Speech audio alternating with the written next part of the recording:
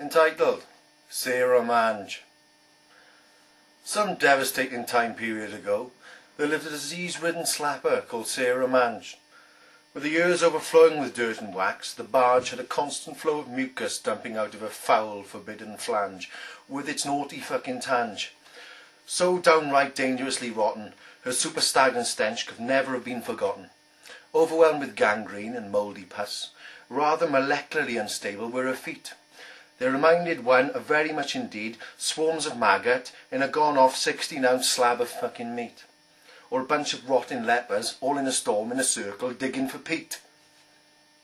From the shittle of a skunk with bleeding piles, she probably would have looked quite neat, you know, a lovely little tidy treat, but to mankind 10 trillion times worse than a woman taxi driver from Crete.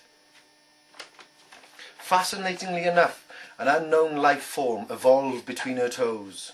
Not one part of her body she could ever confidently pose, without being attacked by guns, house bricks and fucking crossbows.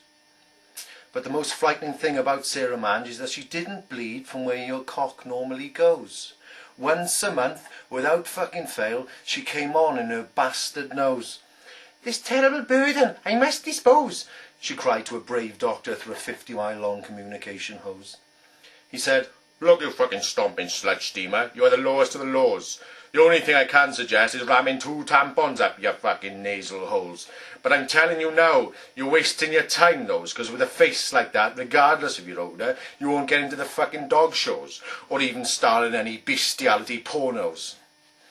On hearing that, the monkey Mange could hardly fucking bear it. So lonely in a stagnant swamp with a 2-ton shit under each armpit.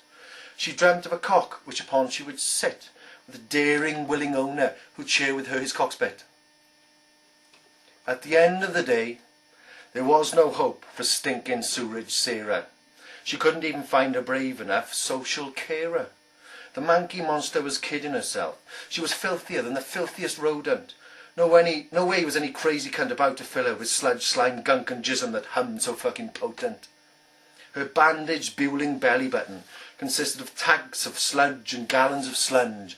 Fucking Funhouse on CITV have fuck all on the quality of her gunge. She was a lass, filled to the brim, far too greasy and pussy.